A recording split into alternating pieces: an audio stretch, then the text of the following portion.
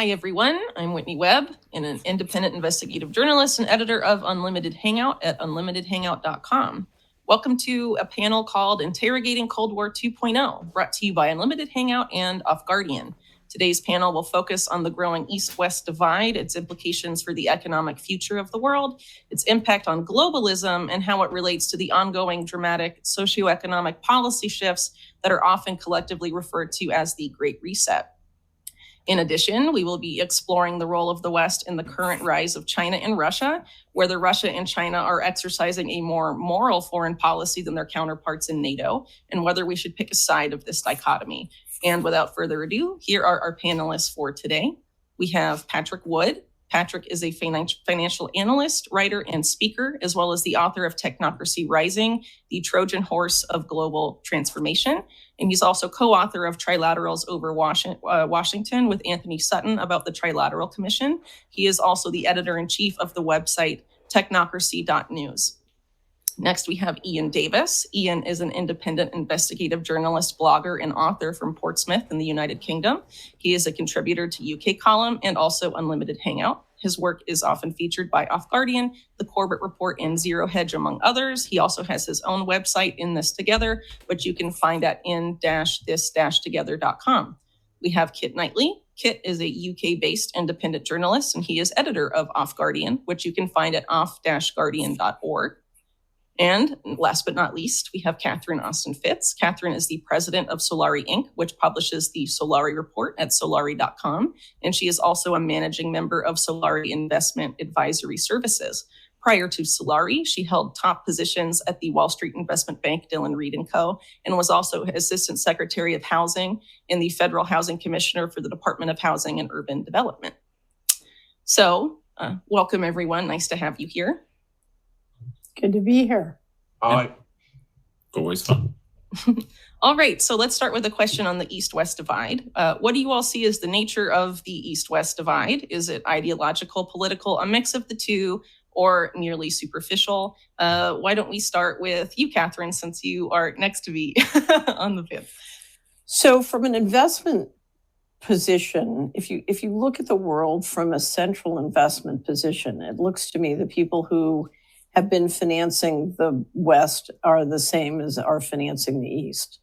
At the same time, there are tremendous struggles, one of which is that at the end of the end of the Cold War, the G7 nations wanted to exercise essentially a unipolar model and extend the unipolar model globally, whereas the economies that were growing fast, thanks to Western investment, wanted to maintain national sovereignty outside of control through essentially increasingly the financial system and financial sanctions. So I think on one hand, at the very top, you have, you have a central investment model that's financing both sides. At the same time, you have real significant differences both in the economic model and whether or not national sovereignty will be permitted. The G7 nations clearly want a world without national sovereignty, and the so-called BRIC nations want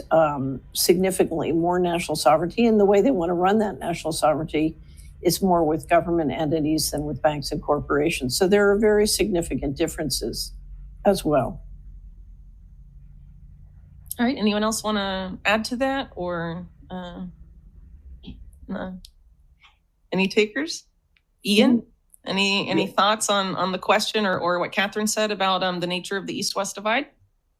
Yeah, I mean, I think it's very much depends upon from whose perspective you're considering that East-West divide. I think there are some people probably within for example, the military infrastructures on both sides of that equation that do see a very real confrontation or a very real divide. But then, as Catherine was saying, if we look at it from a global financing perspective, that divide's less obvious. And then, and I think also it's true to say that if we talk about the people, there's definitely a different mindset on either side of that divide. But if we look at it politically, I think that divide becomes less clear.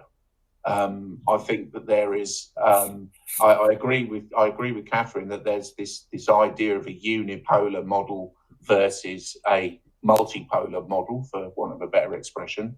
But for my perspective, I don't see a great distinction between the two.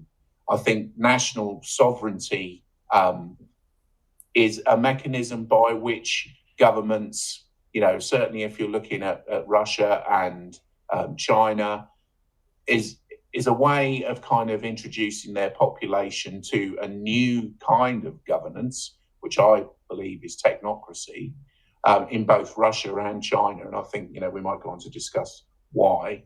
And I think that they are using that for reasons of firstly kind of asserting their dominant role over a global structure. And I think we are going to be looking at a global structure. But also I think we need to remember as well that it is useful sometimes to have what appear to be opposing forces. That game has been played for a long time. We often talk about divide and rule, and there's a reason for that. It works in a general sense. So if you want to control your populations, having a different approach to what is essentially the same way of controlling your population, I think that there's that as well. Oh, Patrick, you're muted. Yeah, I'll say that your thought about control is absolutely right. The original technocracy group in the 1930s led with the idea that technocracy is the science of social engineering. That was part and parcel of their philosophy, their ideology. And economic control required social control. And we see that everywhere that we have this technocratic meme impressed. We see that coming out. Social control yields or is lord over economic control. China is really big on this. Europe's really big on this. The United States is getting worse and worse every day with social control, propaganda, so on, being used as tools. And this kind of since it's a global in nature at this point, it's kind of a tell that this is really the agenda, not just, well, this country made a mistake, that country has, too many Democrats, left-wingers, whatever, too much wokeness. No, this seems to be, it's a global problem from the top down right now, and it's the same kind of techniques are being used everywhere. Patrick, can I ask you a question? Because it looks to me like everyone's fully on board for technocracy, but Russia and China prefer their technocracy to have more of their national government as the middle manager for the technocracy, but they also prefer to run more of the technocracy with government than with corporations and banks. So it's absolutely technocracy, but the details of the implementation are somewhat different. Yeah. Does it look that way to you? Well, it does. And I'll say for decades, the people who are pushing technocracy have been content to stay behind the scenes, behind the political front. And we saw this in America starting way back with the Carter administration, all the way going forward to today, that this technocrat types have, like the old World War II movie, Run Silent, Run Deep. They've been there the whole time.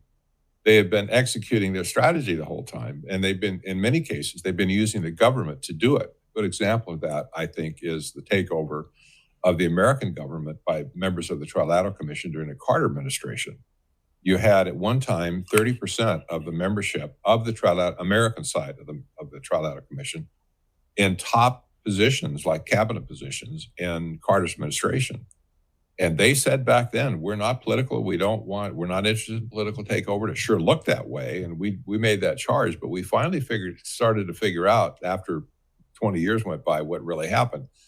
They weren't interested in the political structure of America at all. What they wanted was control over the economic engine of the world.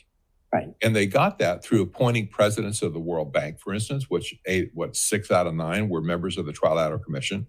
9 out of 12 of the U.S. trade representatives thereafter were members of the Trilateral Commission. And they took over the entire economic structure moving forward of the whole planet. And now they've exercised this. We see their influence everywhere, but they weren't really after they were using the political system, I put it that way, to get what they wanted, which was economic control. For people watching who may not know, can you just briefly explain what the Trilateral Commission is? Its 2 co-founders. Just a little background, maybe. Sure. Founded in 1973 by David Rockefeller and Zbigniew Brzezinski. Rockefeller is the money man, Chase Bank, oil interest, monopoly interest. And then you had Brzezinski, a professor of political science at Columbia University. Brzezinski caught Rockefeller's eye with his book that he wrote at Columbia called Between Two Ages, America's Role in the Technotronic Era. And Rockefeller saw that as a way to get increasing control over resources. Because I think from just a pure mathematical point of view, even back then, he saw that there would be an end one day in the future to the existing monetary system. That was back when gold had been just decoupled from the dollar. The world was now completely fiat currency. Rockefeller was not stupid. And from his monetary analysis point of view, there would be a time someday in the future, I think that day's probably come now, where the financial system would be completely kaput. And the only answer to that, in his mind, was to take over resources directly. In other words, not just use the money in the bank to control things, but to get your way, but actually go after control over resources directly. And I think this is what we've seen ever since, honestly. That's what Agenda 21 was all about, Agenda 2030, the United Nations Sustainable Development, et cetera, et cetera. It's been about accumulation and consolidation of resources on a planetary basis. Okay, Kit, do you have anything you want to add in here, or? Yeah, I would say, returning back to the original question on the nature of the split. I mean, obviously you can roll out ideological. Theoretically, everyone's a free market capitalist now in one way, to a certain degree or another. I would put it in software terms. You roll out a new program, you have here's our new alpha tested program. And that was, we're all going to be friends. That was tried in COVID, you see. There was an end to geopolitical differences. Even ISIS stopped doing terrorism because the pandemic was going to make everybody friendly. And then you have that slowly wearing off after 2 years and a return to what in software terms you call a stable build. Everybody understood the Cold War, so we'll just do that again. Only it's somewhat forced this time. I would say the difference between Russia and China saying it's about sovereignty and us talking about open world, open borders stuff, I would say that's largely a superficial difference designed to appeal to a market base. If you're going to sell apples in Rome, you say the Pope loves apples. And if you're going to sell them in Riyadh, you say Allah loves apples. But they're the same apples either way. All right, so we can move on to another question. What has the West's role in the economies of Russia and China been, what has been the West's role in the economies of Russia and China over the past several decades, and what impact has this had on the rise of Eurasia? Anyone interested in starting? Oh, yeah. Yeah, so go you ahead. want to go, Pat? You go, Pat. I want to hear you first. Yeah. So I think the investment has been extraordinary in both China and Russia, although in very different ways. So we saw a transfer both of capital, of intellectual capital, and extraordinary even gifting of technology to China from the mid-90s on. And in many respects, that still continues. So there is a huge bet being made on China. And I would not describe it so much as, in a sense, you can say it's coming from the West. But I think if you look at the people who operate the allocation of capital globally, it's coming from the very top. And it's not stopping. Not that there haven't been changes in evolution. So that's the huge bet on China and Asia. Russia was clearly essentially raped at the end of the Cold War. And I think Russia has come back faster than was expected. But in the process, there was a great effort to take ownership positions and control of investment positions in Russia. And through that, there was some investment, but I would say much less than China. Interestingly enough, the sanctions have afforded enormous investment in Russia and transfer of assets. If you look at the transfer of assets that is happening now as a result of the sanctions, my serious question is this really just a transfer of significant wealth and assets to Russia, as under the pretext of sanctions. Either way, the tension economically, interestingly enough, has been the same tension you've seen domestically in many countries. And that is, we have a global economy where capital is using force to extract returns that it doesn't deserve at the expense of laborers or commodity producers. And so we have throughout the world, and certainly India, China, Russia, the BRIC nations, they're tired of extraction of wealth through financial speculation and financial currency debasement. And at some point, if an economy doesn't return capital to the people who produce the wealth, you're going to get real schisms. And we are watching in the G7 nations the rise of an elite. And you know this better than any, Whitney. We're all waiting for your book that proves it once again. We have a criminal syndicate. We're dealing with Spectre. If you ever watch the James Bond movie, Spectre is extracting too much of the wealth. And frankly, the populations in the G7 nations and around the world are sick of it. And those who still have enough command of military and national resources can do something about it. So I think this is a revolution of the productive against the unproductive. And interestingly enough, the guys who run the global capital in this respect are supporting the productive. It's what it looks like to me. Yeah. All right. Do you want to go next, Patrick? Yeah, I'll just add on. I'll add to that. Anthony Sutton wrote two books, one that underscore this. Of course, his series at Stanford University on the transfer of technology from the West to the East are epic and legendary at this point. You can maybe find them on the internet for $1,000 a volume, but they're very rare. But he nailed it 6 Ways to Sunday back then, what had happened. He ended up writing Wall Street and the Rise of Hitler. He wrote Wall Street and the Rise of Russia, or whatever, I forget exactly the title, but he had nailed this back then. If he were alive today, my guess is he'd probably be writing a book, Wall Street and the Rise of X, whatever the Great Reset is. But this has been legendary, going all the way back to World War I. The West has financed, the Wall Street has financed most of the conflicts in the world. That means that they've been on both sides. And their activities in Russia, even in the USSR, were also legendary. People like Arm & Hammer, for instance, flew back and forth without passports. So did David Rockefeller. And they could go anywhere in Russia, do anything they wanted to do, and they never got any trouble. Anybody else, mere people like us, would probably get arrested and thrown into the gulag. China's been the same way. When China came back onto the world stage, my mind goes back to 1976, when Zbigniew Brzezinski wined and dined Deng Xiaoping in Washington. That was after Henry Kissinger had already gone to China on an illegal trip. Made a lot of people really mad back then, but it was an illegal trip that Nixon sent him on to reestablish relationships with China, which looked a lot like North Korea at the time. It was a train wreck. They had no economic system. They tripped over themselves to spin down in a cesspool. Deng Xiaoping came to Washington and smiled and got wined and dined by Brzezinski. Brzezinski later became widely hailed in the history books as being the architect of bringing China back into the world stage. So my question became, as I studied the Trilateral Commission and Brzezinski, who was a brilliant strategist, evil maybe, but brilliant.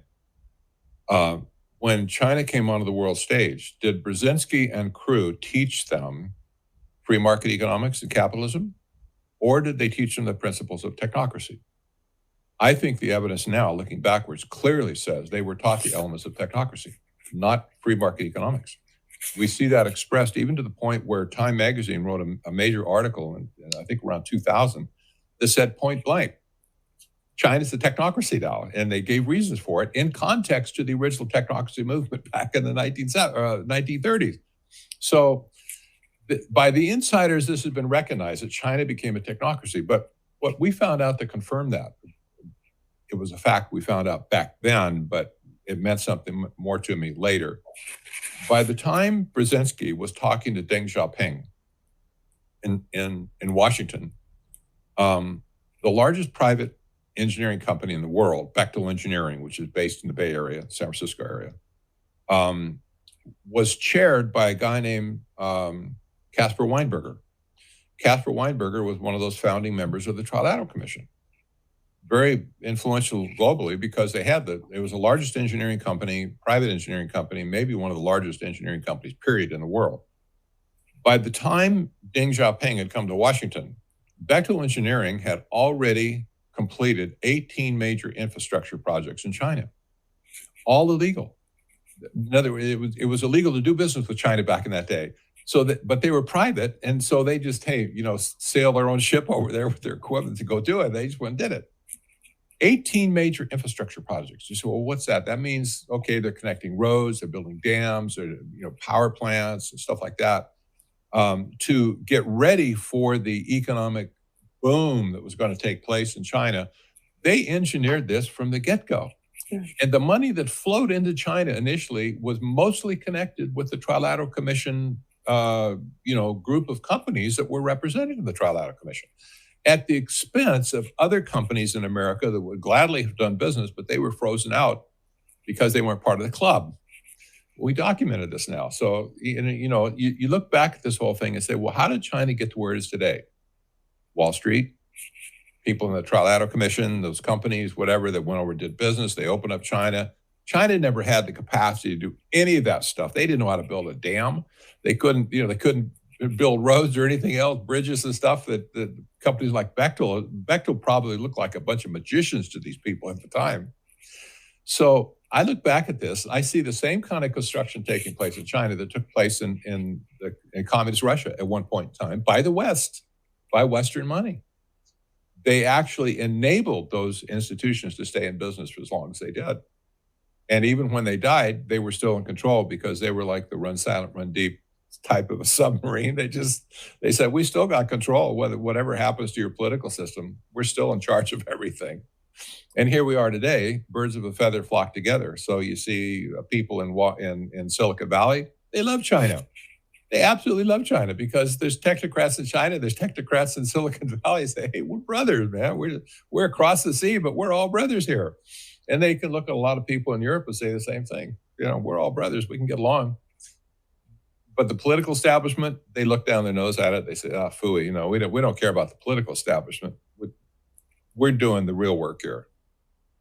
So nothing is new. To that effect about Silicon Valley, there was a recent podcast with the former head of Google, Eric Schmidt, basically praising China's approach to all of this. And he's talking with people like H.R. McMaster and some big guys, and he's basically saying we need to know what they're doing because they have AI under control and we don't. Unsurprisingly, perhaps he co-wrote his new book on AI with Henry Kissinger. Yes. Yeah. Sounds like a fun way to spend your time reading that book. Eric Schmidt is a recent member of the Trilateral Commission. He's been a member for several years now. He was inducted into the Trilateral Commission. It still has the same makeup and same goals it had back in the 70s. And now, as it appears, you mentioned his book with Henry Kissinger. Eric Schmidt apparently is the heir apparent to Henry Kissinger. The New York Times has said that. I've seen that around, yeah. Yes, Kissinger continues to affirm Eric Schmidt as kind of being the intellectual thought leader now for what's coming. And it's like, oh my gosh. So you see these people's influence continuing today with things like Eric Schmidt. Eric Schmidt's one of the most dangerous people on the planet as far as I'm concerned. So I would not disagree with that. I have to tell you, Patrick, we did something new this quarter. we were getting so many stories of unbelievably bizarre events that we created a section called Bizarro World so that those stories would not detract from you understanding the things you needed to know going through the, sort of the major areas of importance. So now that you've told me that, I'm going to find a story about that. I'm going to put it in Bizarro World, because the idea of Eric Schmidt being the next Henry Kissinger really speaks to how bizarre this is. I agree. You can't make us up. Right. You couldn't. If you brought me this as a script, I would say this won't play in New Haven. Iain, Kit, anything to add I don't want to get into this pattern of listening intently to some very in-depth historical analysis and just summing it up with something glib, but I'm afraid that's what's about to happen. Go for it, Kit. Go. Basically, I suppose the original question is slightly flawed. You say, how much role did the West play in the rise of the East? But really, it would better phrase as how much of a role did people who temporarily call the West home play in the rise of the East? Wall Street money. These aren't people that actually have a national loyalty. Yeah. And I suppose the extension of the question in the end is, at what point do they simply up sticks and move and leave America to fester? Because I think that will happen at some point. Right. Iain, any thoughts? Yeah, no, I agree with what's been said very much so far. I mean, I liken it to, a scorpion on the back of a frog. So, the idea that, the frog's dead, the Western frog is dead or is drowning, and for a long time they've been talking about creating a new frog. So it's, if I looked at it as through foreign direct investment, the foreign direct investment that went from the West to China in particular, because obviously that comes with other things attached, including an exchange of employees, technological transfers and everything like that. And the foreign direct investment growth from the sort of early 90s to the late 90s and to now, or up to the pandemic. I mean, that's another interesting thing. I mean, while the world shut down in response to what I call the pseudo pandemic, FDI went up in China in 2020. It went up by 4%. I mean, it's if that doesn't show you a commitment to your new frog, and I think that I mean, one of the things that stands out for me was it was a speech that when Tencent were going to launch their, or rather the parent company of Tencent, were going to launch their IPO. Jack Ma, the head of Tencent and the head of, I can't remember the parent company name. Alibaba. That's it. Yeah. He gave a speech to gathered bankers in Beijing. And following that speech, he disappeared for 3 months. Now, that speech was reported in the Western media as being his criticism of Xi Jinping's banking reforms. But a couple of Chinese journalists managed to get out a translation. Now, I'm relying on the translation of that. But reading that, he didn't really make any major criticisms of Xi Jinping's banking reforms. He criticized what he called the old money from the West. And at one point, he actually said, "Why do we need them?" at which point, this is one of obviously one of the most well-known billionaires in the world, just vanished. And it was reported, I'm sure he was being re-educated somewhere. It was reported in the West that was because he criticized Xi Jinping, but it wasn't. He was criticizing the Western banking elite, and then he vanished.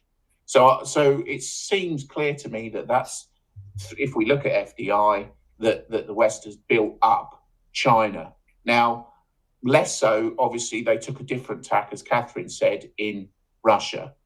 They just tried to steal all its assets. There's no, they did that. I mean, the oligarchs were ripping it off through countries like, companies like Pimlico, which the central bank was involved in ripping it off. So it's but so that kind of shows you something as well about the structure of, for example, the position and I would suggest the sovereignty of central banks, because there's no doubt that the central bank of Russia was involved in ripping off the country. Right. So criminally involved in ripping off the country. Now, that has been replaced subsequently with what I would suggest is a new oligarchy who, as Catherine said, is much more closely aligned to the government. I mean, there's that famous meeting where in 2009, I think, when Putin allegedly said, this is the way it's going to be. You toe the line and, you'll still be able to do business. But there are still, through things like the St. Petersburg International Economic Forum, we see the same kind of nexus between private capital and state capital. And I think what the difference is, perhaps, that we see in Russia is that there's the political side of that equation, if you like, has said we have political control. We set the political environment, we set the policy environment, but providing that everything goes along, we can do business, because there are a lot of big companies like USM and people like that in Russia, and a lot of new billionaires who, by the way, did really well out of the pseudo pandemic. They made their fortunes rose faster than anywhere.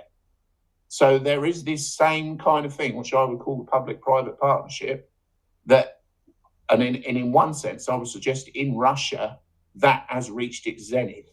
That is where the state and the corporations are as one. It is, there is no division between them because there is a political and corporate alignment. So, but it's as Patrick was saying earlier, it's the same game. So, having destroyed the Western economic model, the debt-based system, what's the debt to GDP ratio in the East compared to the West? Like 10 to 15, 20%. So that is ripe for expansion. So they built it up, they've jumped off their dead frog, and now they're jumping onto a new one. Right, and I would say a lot of the debt in the West, because if you look at what happened in the United States, they bubbled the economy and sucked that money and reinvested it in China. So the debt that is now hanging in the West, the Westerners will be hung with it, the citizens will be hung with it, but the investment will be credited. That money went into the investment in China, and somebody else has their name on it, not the people who are liable for the debt. Yeah. I would say, the interesting point of difference to study is Russia, because into the late 90s, with the resignation of Boris Yeltsin, Russia was, I would say, almost deliberately humiliated. There was, I don't think, if you chart China, the rise of China has been pretty steady. And it's never been as violently opposed as the Soviet Union was, and as even newly capitalist Russia was. And I think that process was intended to continue. And the unaccounted for factor was President Vladimir Putin. I don't think they understood him as a person when he came into power. I thought they expected him to carry on doing what Yeltsin did. And there is I would say, a more genuine conflict with Putin's Russia up until relatively recently, where they decided to stop trying to crush Russia again and invite them to the same table they'd already invited China to. And I think that has basically created the Eurasian bloc that was originally going to be simply the rise of China. And Russia was meant to be, they still talk about splitting Russia into tiny republics and stuff as a sort of, that was a plan, I think a genuine one, but I don't think it is anymore. No. Well, if I can contribute something here, I've been doing a lot of research on this for my upcoming book. And it seems to me that a lot of what was going on with Russia after the collapse of the Soviet Union was to install a very particular oligarchy with very particular links to, Russian organized crime and Israel and, allied elites in the West. And I think it is worth noting sort of people like Mark Rich, for example, and people that were sort of associated in some ways with him and Robert Maxwell and that whole network were really involved in the capital flight and the privatization of assets. And actually, his son Kevin Maxwell also involved to an extent in this as well. And if you look at, I don't want to give too much away because I have a book that's coming out, but there is a lot to be said about the different types of, the oligarchs, the Russian oligarchs that were sort of chosen more or less during this period and became, the people in control of the resources. And like Patrick was saying earlier about the Trilateral Commission, if you have the resources, that's the real power. And there's a lot of it's very interesting to look at their particular associations. And at the same time, with the rise of China, you have people, Israel, for example, playing a major role in technology transfer as it relates to China.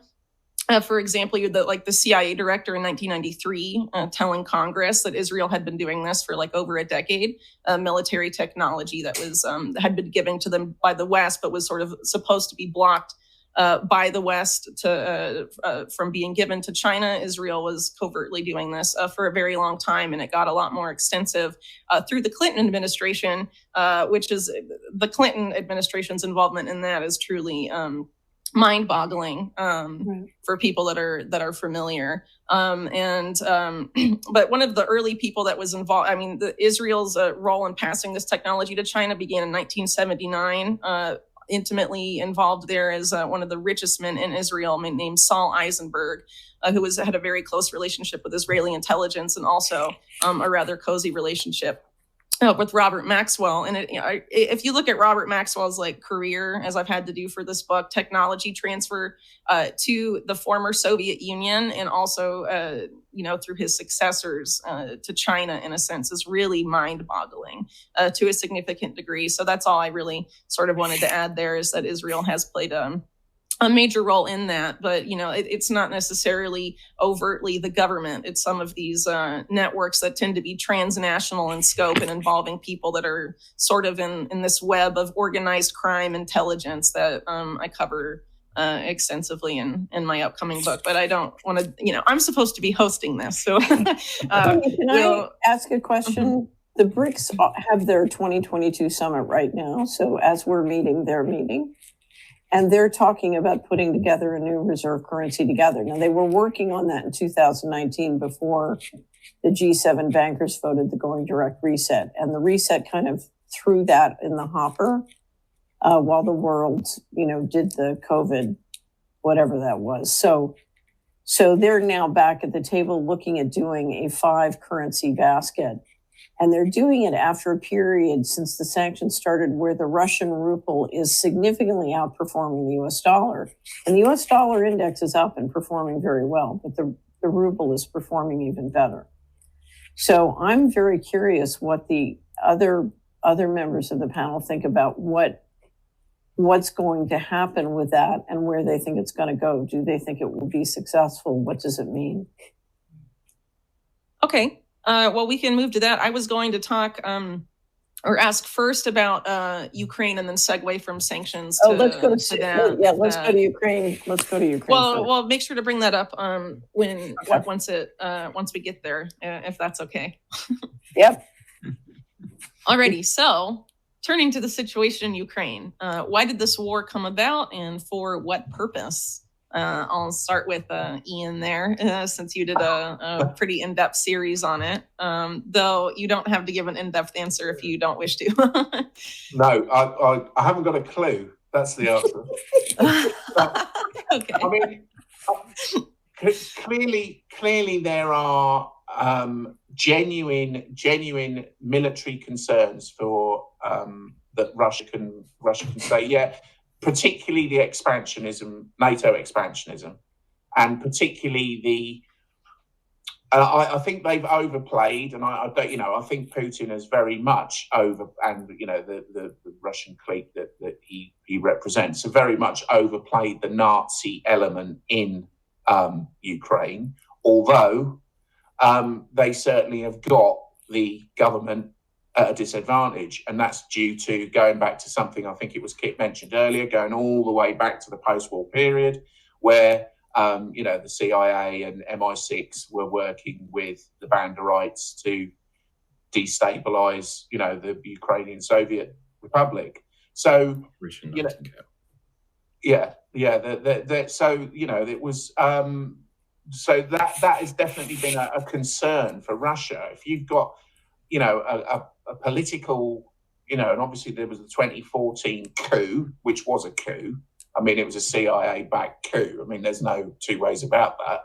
So, and then you've got the DPR, and you've got a long war that's been going on there. So what I'm trying to say is that from a Russian perspective, if you were looking at it from a cold-hearted military and defense and security analysis point of view, you can see that Russia's point.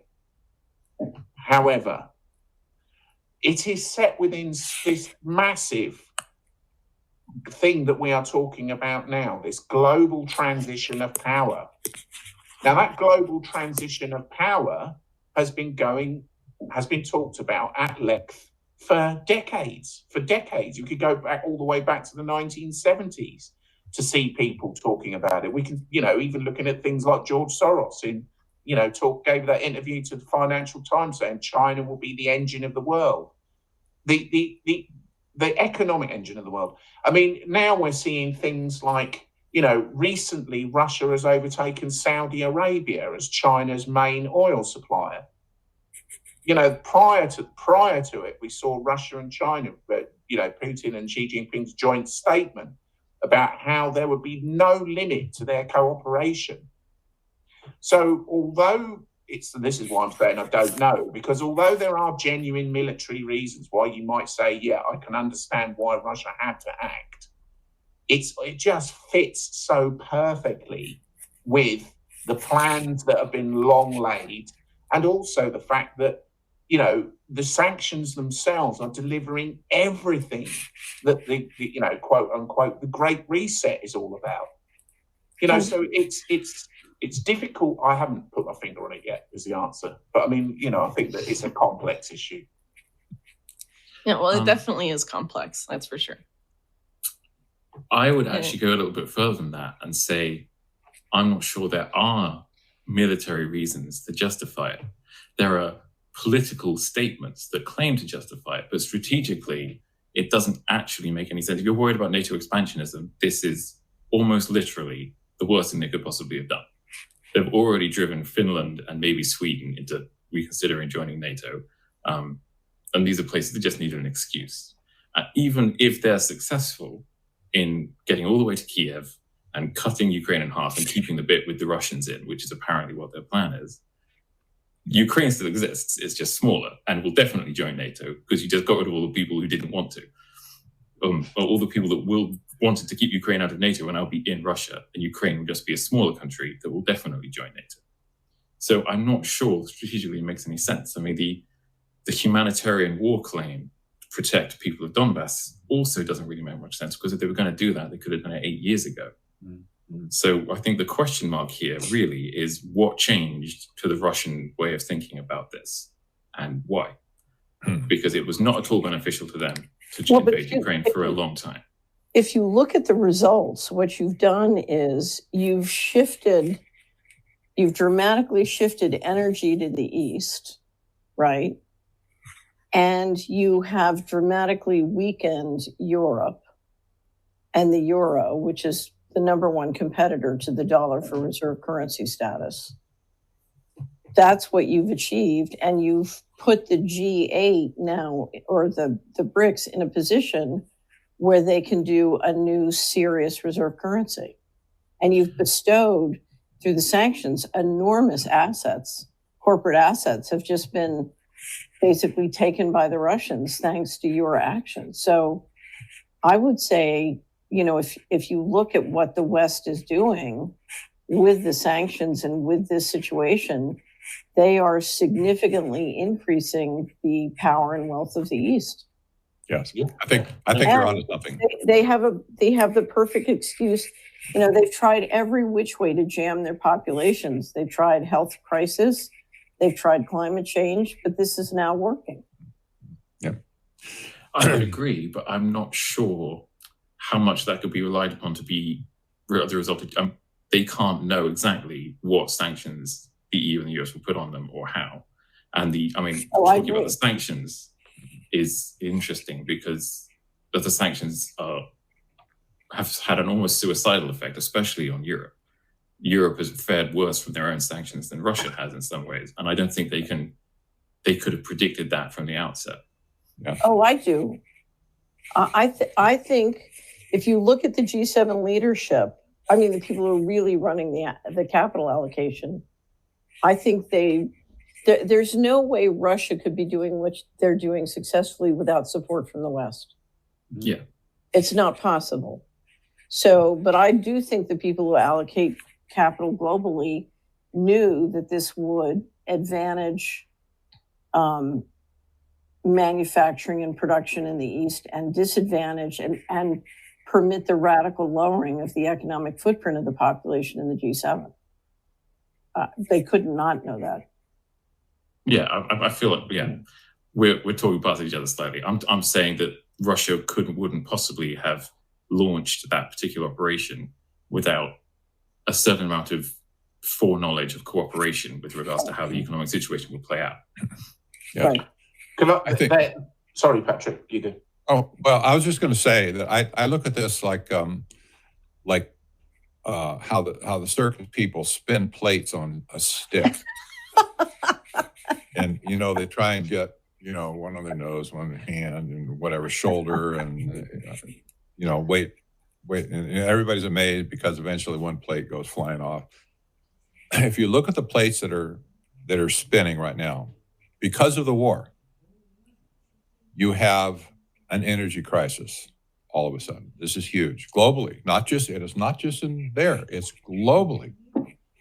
You have a financial crisis that's directly related, I think, to the disruption of energy and what's going on with Putin demanding rubles, et cetera. It's throwing the entire monetary system up in the air.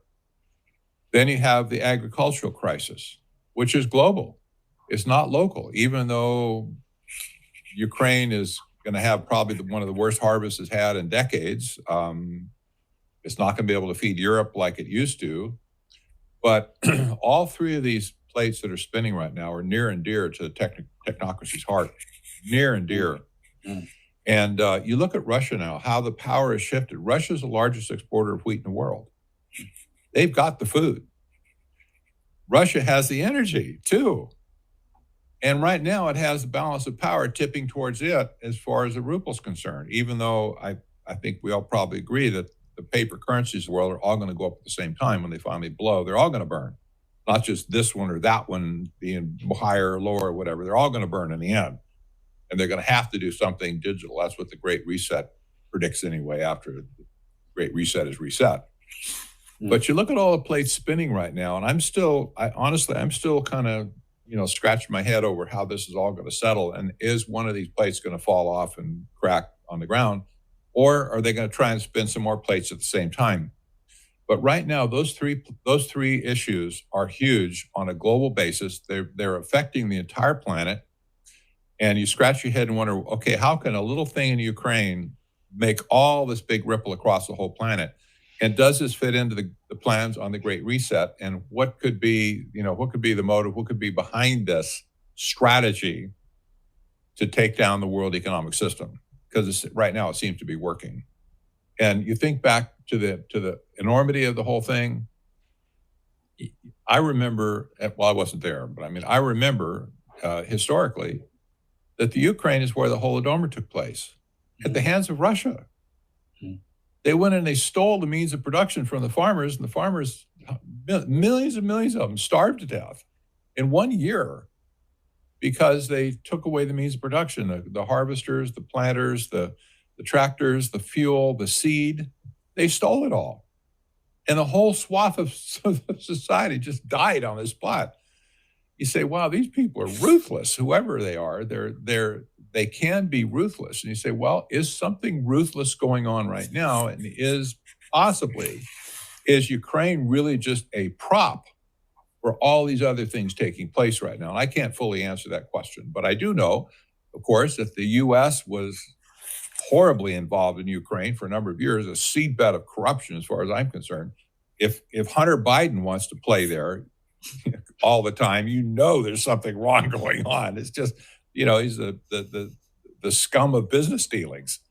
And so, you see all these other people that have had an interest from America that are meddling with what's going on over there. And you say the story may never fully come out, but something's really rotten in Denmark, and it isn't in Denmark, it's in Ukraine. I mean, there is cooperation going on now. There is cooperation, in my view. I mean, if you look at, the fact that there's still oil trade going on, the Gazprom sleight of hand by enabling, well, the Hungarian Prime Minister says at least 10 countries to carry on with the gas trade in Europe. And then there's the point that the EU have stated that they are going to transition to this new, right? So this is a global thing anyway, but the EU are saying that, due to what's happening, we need to step up our efforts to transition to new energy sources. That now they're talking about using coal in the meantime, but where are they going to get the coal from? Probably Russia. Now, but the point is, in order to make that transition, they need to keep enough energy at the moment to be able to make that transition. They need to make a big infrastructure. If they're going to say use LNG, you need to have a massive infrastructure investment program and construction program. Well, that's going to take years. So who's going to supply them the energy in the meantime? They haven't got the terminal capacity and they haven't got the storage capacity to just switch to American LNG. So this is going to take many, many years. In the meantime, Russia, who economically speaking have now got new markets opening up with China and India and, well, the BRICS basically, they've got these new markets opening up. They no longer need the European market to the extent that they once did. So in order for the EU to make this transition to this new system, this potentially LNG-based system from American production, Russia's got to help them. Russia has got to maintain their energy for that period, or it doesn't, in which case then we are talking about a humanitarian tragedy of immense proportions in Europe.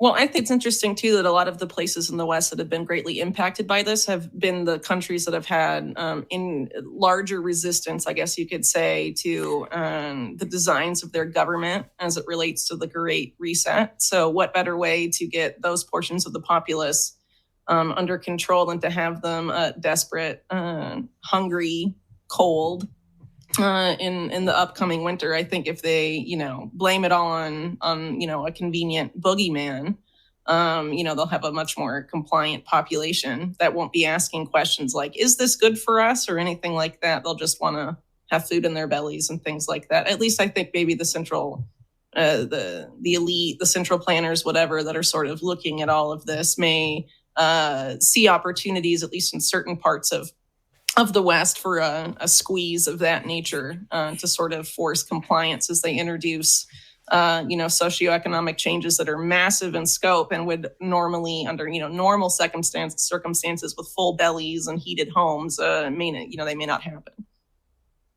Mm.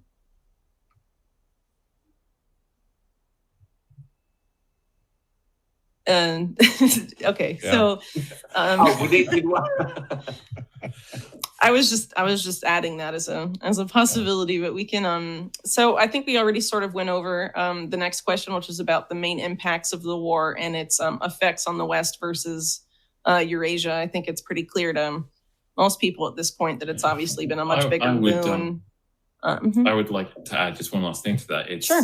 just interesting from a geopolitical perspective that the impact of the pandemic's lockdowns, which were meant to control the pandemic, was to have a hugely detrimental impact on the economies, mainly of Western Europe and America.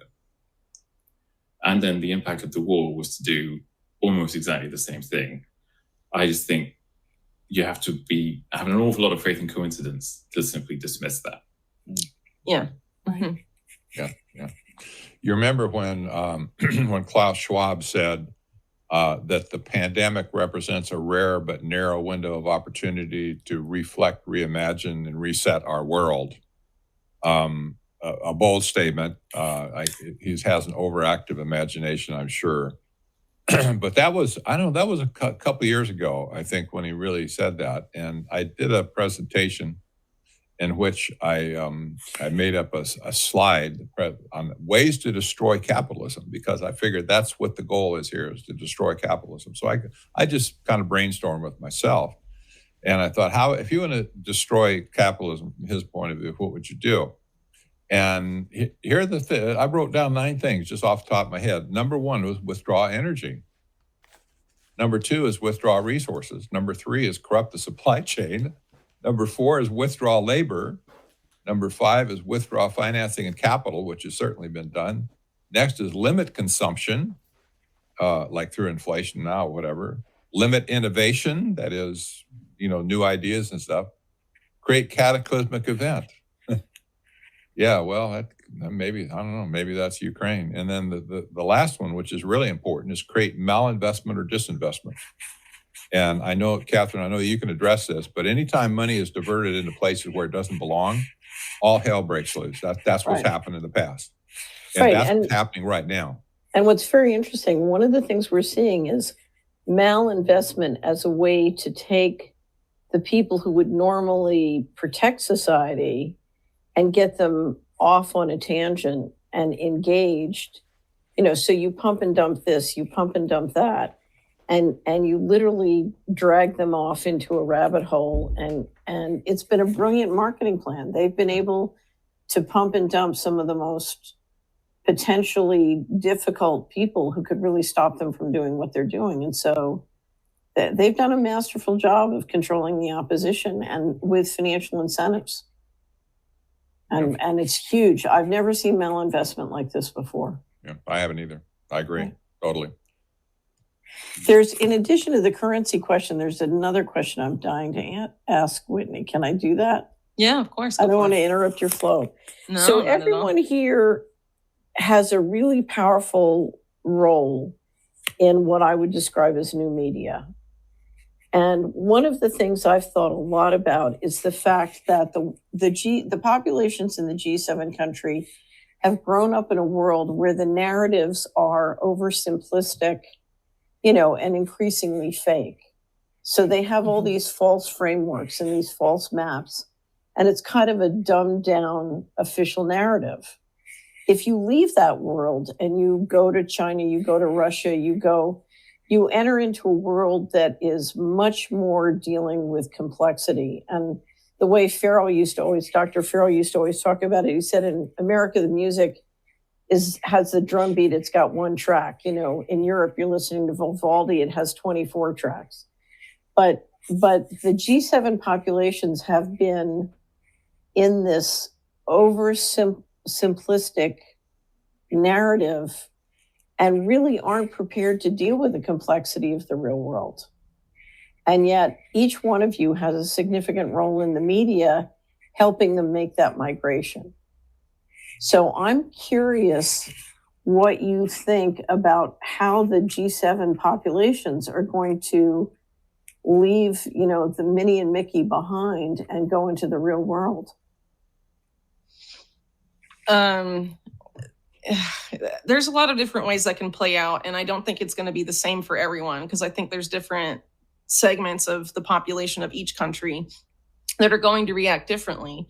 For example, years ago, I tried to talk about other people my age, about stuff that I write about now. And a lot of people just were like, I hear what you're saying, I hear the facts. But I don't want to readjust my worldview because it's too scary to think that things are on that level in terms of like corruption and, an elite agenda and all of this stuff. So I think there's going to be people that are going to have to reckon with that. Because people don't like being lied to either. So there may be people that are too scared to recognize that there's people who may be too, arrogant or full of pride to admit they've been duped for X number of years. And then there's people that are like, I don't want to live in this world that's being foisted upon us, and are going to respond accordingly. But I think it's kind of unpredictable how many people are going to fall into each camp of that. And I can't really say this percent and that percent. I can't really quantify that, but I think there's going to be different responses. But I think when people are confronted with those facts and having to look at the situation as it is, the less alone they feel, and having in terms of knowing people that have a different worldview than what they've been told their whole lives helps. People that feel like they're the only one. I sort of felt like that when I sort of looked into all this stuff when I was in college and university, and I was like, I am literally the only one that thinks this. That's how I felt. And it was it can be really lonely and scary for some people. I already was weird at the university I went to, so it was fine. But for some people it's not. I think the less alone people can feel, the more supportive people can be when they're talking to people about this stuff. Yeah, talking about people who consume the media we and others generate. I think that's helpful in helping people, make those steps. Because otherwise, if they feel really isolated and fear can take over, I guess. And it's less likely to if they feel there's a lot of other people that feel the same way, maybe. I don't know if anyone else agrees with that or not. That's very true. I mean, one of the most common comments we get on all of our articles and have done since the beginning of COVID is, I'm so glad I read this. I felt like I was the only person that thought this way. It's very powerful for people to not feel like they're in a minority of one. I think I would also say, oh, sorry. No, go ahead. In terms of what people will do in the Western world, I think we've already seen a glimpse of that. I think there's been certainly a rise in the UK, which is not at all doesn't have any kind of libertarian history like America does. There's been a rise of individualist thinking, a rise of simply disengaging. I will grow my own food and run my own business. I will bank as little as possible. These are things that people I knew didn't talk about a few years ago. But that rise is coming to the point where you can sort of say, well, people will sense the game is rigged and simply decide not to play, I hope. Right. And one thing that the other editor of Guardian, Kat, always says is that people generally will believe what they're told until it becomes much easier not to. And people might play along, but eventually when they're cold and hungry, playing along will lose its appeal and will become easier to rebel than it is to keep on going. Yeah, I think it's unmistakable right now that there is a movement worldwide. It's spontaneous. It's not organized by anybody, but I see the movement towards people kind of trying to create a parallel economic system. That's what you're describing, get together in a food co-op or have some other thing that you're doing locally with people in your community. I think we're going to see more and more of that come. It's a necessity. It's not even a philosophical position. You want to live, you want to get along, you get together with your friends and neighbors and stuff, and you work stuff out. I think we're going to see more of that.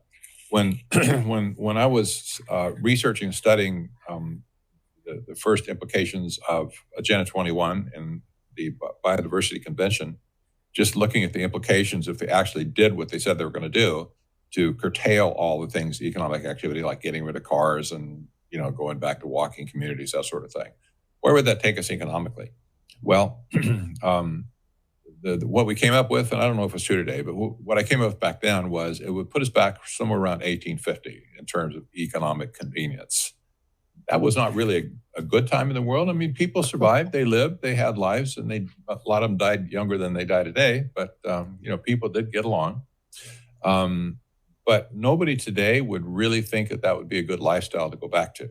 And yet, the people that are creating the economic communities now, the kind of parallel, let's get out of that system and quit listening to the man, and we'll go over here and do our own thing. That's kind of the structure they're moving into, is kind of back, what people did back in 1850, like water purifiers and, worrying about ways to just grow enough food to survive, don't worry about steaks on the table. Just worry about enough carrots in the ground to be able to pull and get some nourishment. How are you going to get clothes? How are you going to make clothes? Do Do you stock up on fabric and get a sewing machine and be prepared to make your own food? Well, that's what they did back in 1850. We're kind of headed towards that era again for those people who realize they need to pull out and go do something different. And they will be the outliers, but for sure. But it's a very difficult time ahead of us. Very difficult time. If people want to survive, they're going to have to take up that mentality to some extent, and they're going to have to be willing to sacrifice a lot of conveniences in life that they've known for all these years, for all their life. They're going to have to figure, well, we're just going to have to go back to another era and live and worry about survival, worry about living, worry about raising our family, taking care of our loved ones, stuff like that, defending ourselves, right? There's the other aspect of that too that will drive more people to it, and that's war. I think war is going to become a normal thing on planet Earth, more likely than not. And the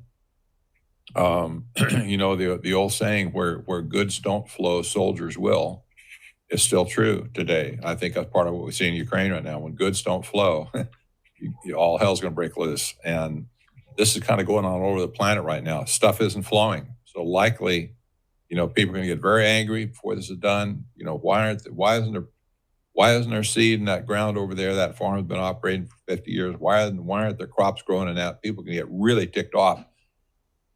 I can see a lot of conflict coming. So, again, back to the old Wild West, every family had to defend itself against robbers and, marauders or whatever forces were out there trying to do them in. So, Patrick, it looks to me like there's a real effort to get the U.S. to break up and get states to secede. Do you see that? You're in the United States. Absolutely. Okay. I've been in touch, actually, a pretty good friend, a guy who's working on New California, which is a breakaway. Hopefully, they think it's going to be a breakaway from California. And they've got many counties signed up now to go with the program. Right. And there's other states that are pursuing the same thing, not only breaking away from the state under our federal government, but just totally seceding altogether from the U.S. It's just an elemental stage right now, but you can see that there's a lot of sentiment that says, hey, we're so sick and tired of this, we just don't want anything to do with it anymore. Well, but back to global investment capital. If you're global investment capital and you want to get out of the liabilities and the retirement obligations, you can have the state secede and blame it on the people. And you're out of the liabilities. Yes, that's right. Yeah. That's right. I think one of the biggest risks in America today, I don't know why I'm bringing this up, but one of the biggest risks in America today is the government. The government now, federal government with no constitutional authority to do so, owns something like 350 million acres of land in America. I mean, it's just huge. It's like 28% of our land mass is owned by the federal government. Yep. The big risk at this point is, I think, they auction it off. What will they do in the end? Will they auction it off? Will they sell it? Will they trade it for some sort of a digital currency plan for backing? I mean, I have no idea what to do with it, but I don't like the fact that that the federal government owns that much of our property out here where we live. And the West is more so than they take they take the position under the financial arrangements that in fact they own everything if they have to pay the debt. Yeah. Yes. Well, to go back to what happened with Argentina in 2001 after their economy collapsed, there was a major effort to get them to trade land, most of southern Argentina actually, in exchange for a forgiveness of their debt, a debt for land swap, they were calling it. So that's definitely like not unprecedented. And you could easily argue that 2001 economic collapse was really engineered by the people that were put in as the economists and stuff in the early 90s.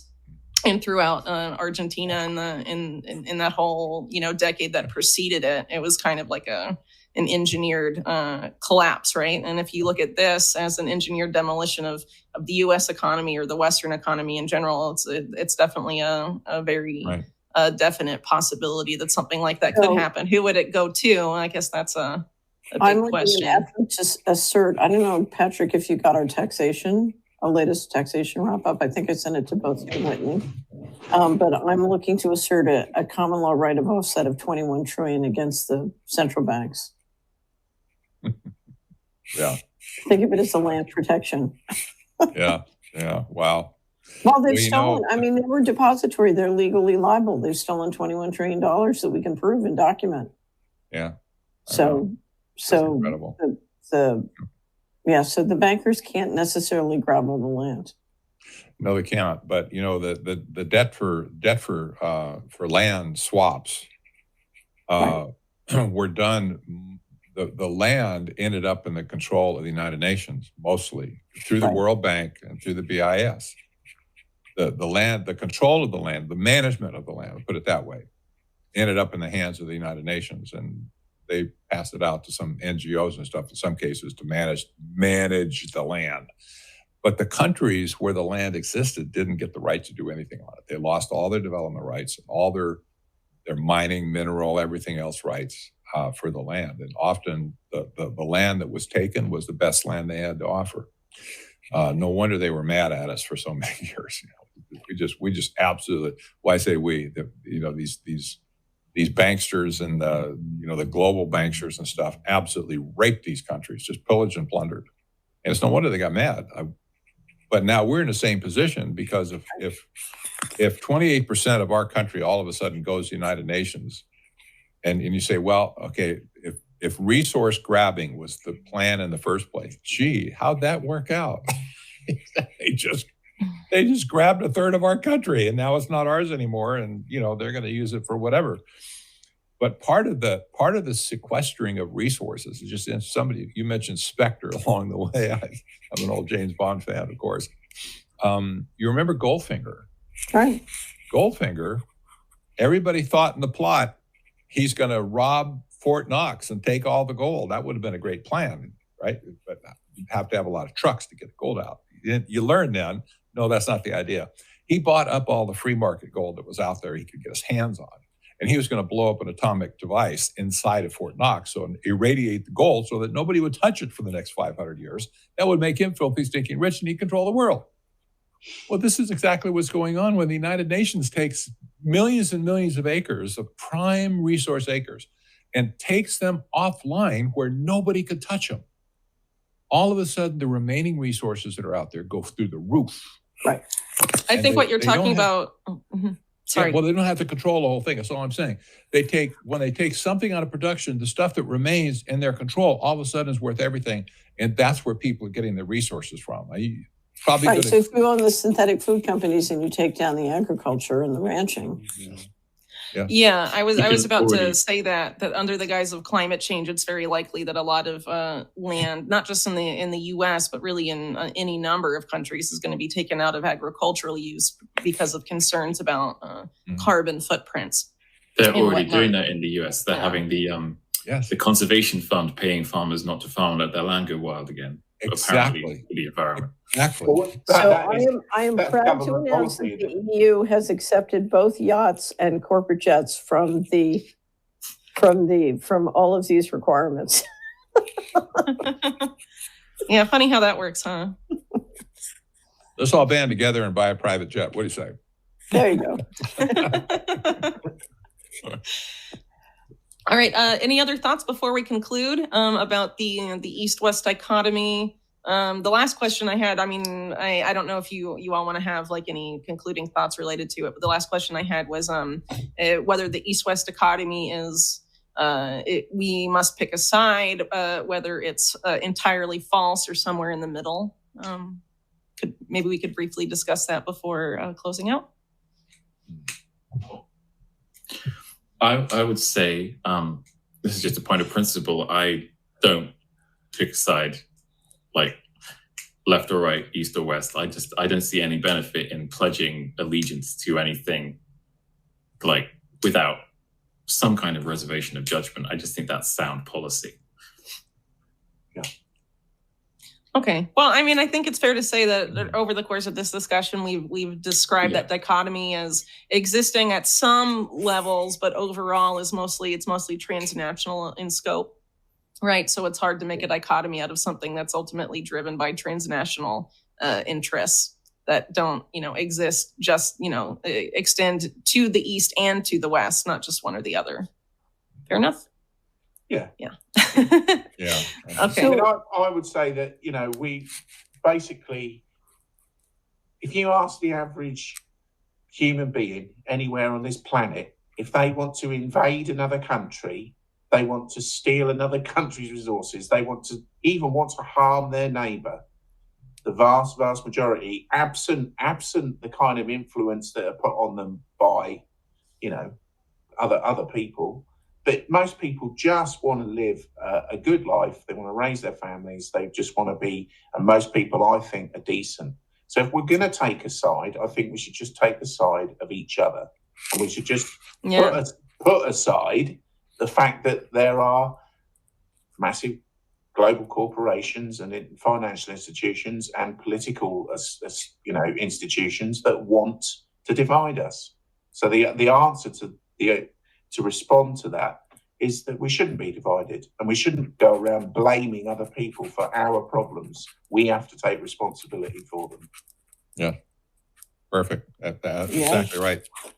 We need to reconnect again, and COVID drove people apart, drove families apart, society apart and stuff.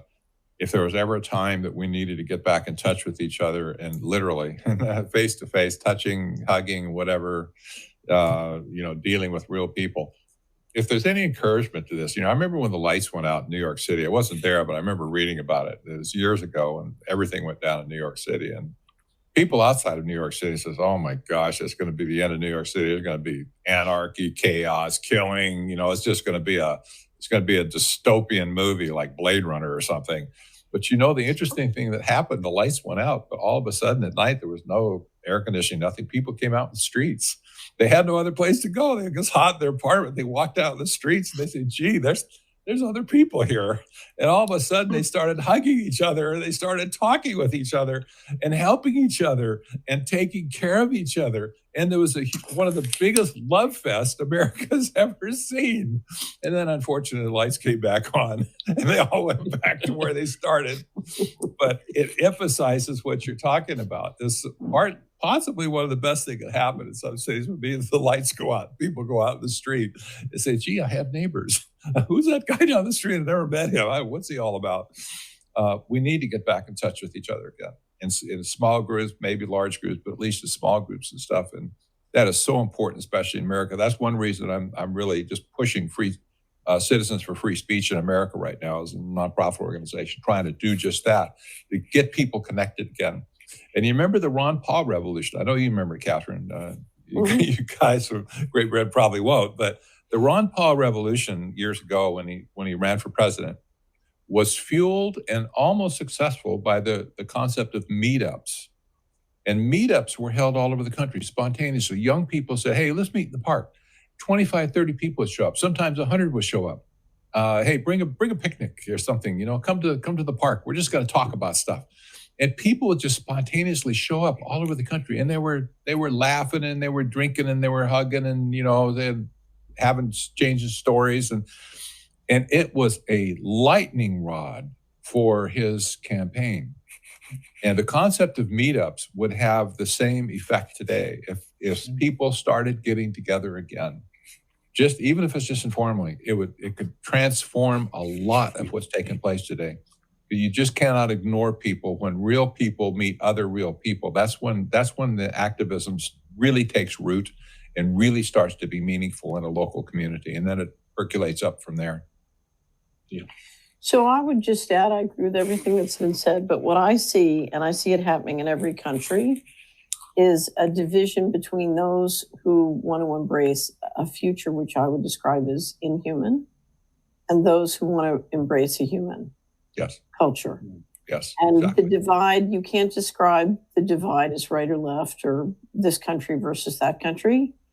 It comes down to what's in the hearts of each human. And what we have to do is we have to support and nurture the people who want a human future, and we have to withdraw our support and shun the people who want an inhuman future.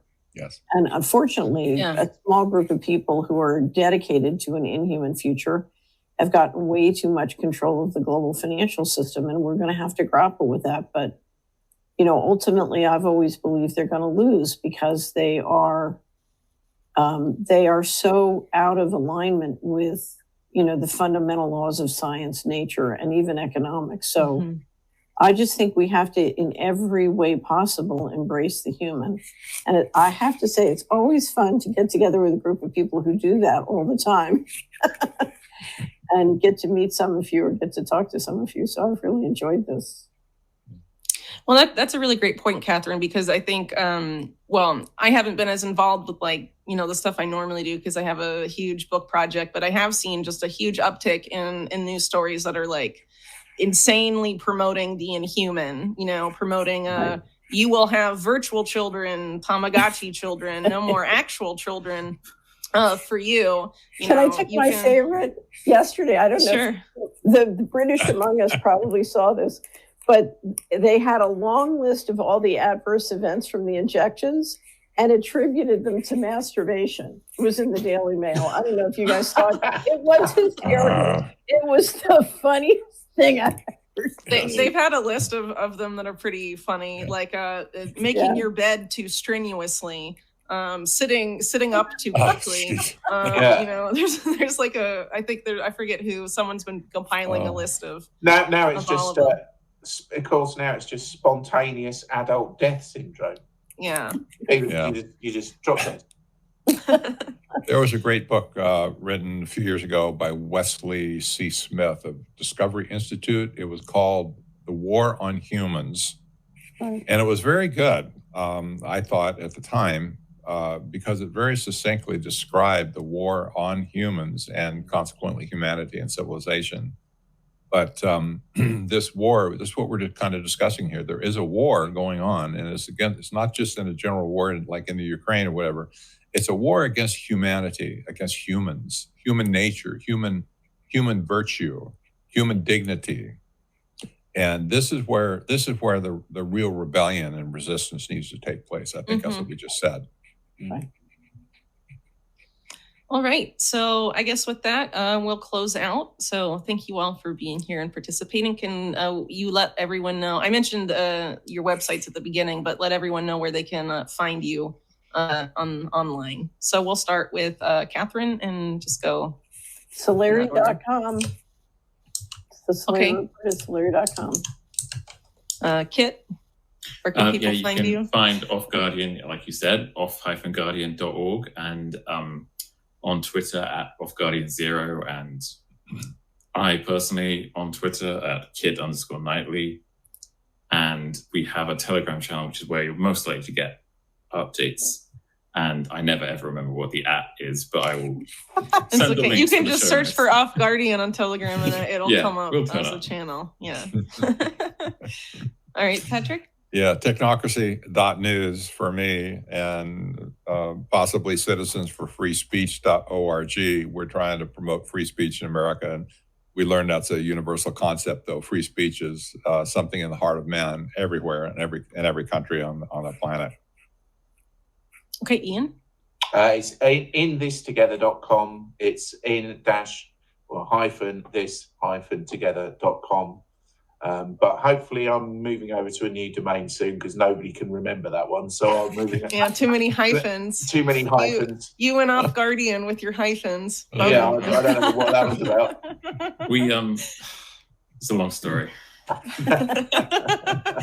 All right. And as for me, you can find my stuff on Unlimited Hangout, also on Twitter and Telegram for now. But a lot of this that we've been talking about, centralized power, a lot of the stuff, the censorship's really bad. And in keeping with what we were saying at the end, I think a lot of the ability to distribute what Catherine earlier called new media is going to end up being local. So, for people watching this, maybe consider in your local community thinking about a non-big tech dependent way to distribute news that you think is important to people understanding what's going on in your local community, so that if, big tech decides to, flip the switch, because, Telegram is an alternative, but it's not necessarily safe. Yeah. None of these platforms really are. So we need to try and think about that as well. Order your book.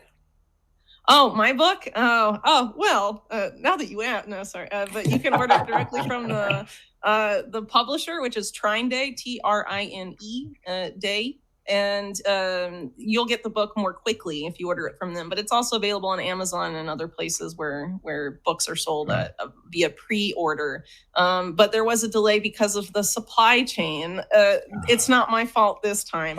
For people that know, it was delayed previously because I had I ended up having a high-risk pregnancy and couldn't work on it. Because as you will see, it's a very detailed, voluminous book. And my regular online work, imagine that in book form. That's basically what it is. So it was hard to do.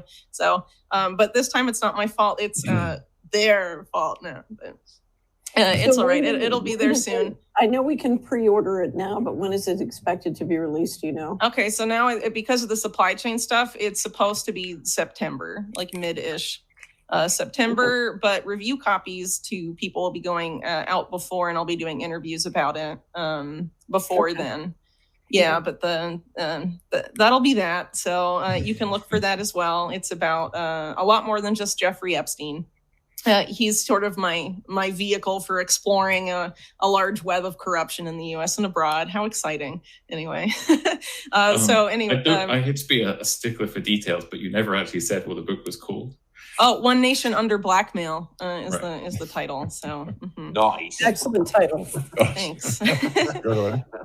All right. So thanks everyone, and thanks everyone for watching. And please share this video as widely as you'd like to help us overcome the aforementioned tech censorship. And thanks again to all our panelists for participating. Thank you, Whitney. Thank you, Whitney. Great job. Thank you for pulling it together.